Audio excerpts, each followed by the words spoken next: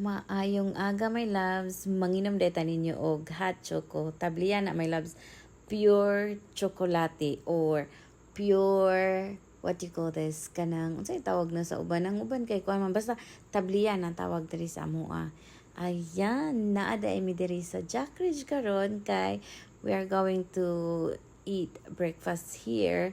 And one of my favorite place, basta breakfast, kay lami jud ilang mga food dere.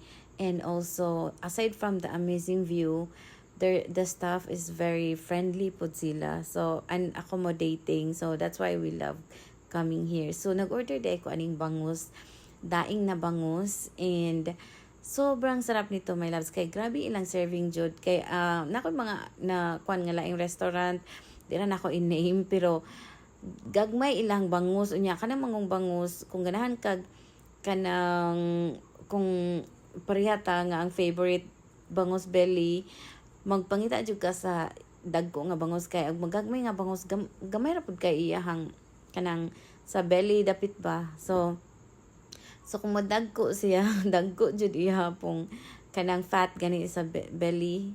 So mo ni akong ganahan coming here diri sa Jack Ridge Cafe area. So, bon appetit, my loves.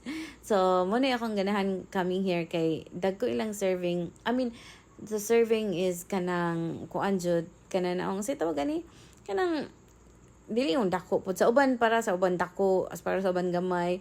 Pero for me is enough jud, enough worth it pud iyang mga servings. And yes, as I said, ito yan ang favorite ko, ang bangus belly. Napakasarap. And alam nyo ba, ang gusto pud nako is kanang ang ilahang pipino. Kaning ilahang pipino nga pickled pipino apil aning meal.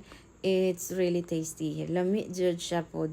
Kana naong basta one of my favorite food. That's why I love coming here. And also dili pud siya ingong unsay tawag gani kanini yung crowded, dili siya crowded kaayo. So, amazing ang place. And also, kananaong, basta, for me, 10 out of 10, kaninga place. So, if you have not tried this place, you should try it. Very affordable ra siya. And also, dagko ilang serving. And, dili ka magmahay kay ang lugar. Napakaganda. Wala lang nako ag picture. Yes, bon appetit. Wala ra naka-shoot og nang kuan sa view, but I promise you, my love, the view is really amazing. So, yes, and yun lang. Thanks again. See you on my next vlog. Ako sa enjoy ni akong food diri. So, have a good day. Bye.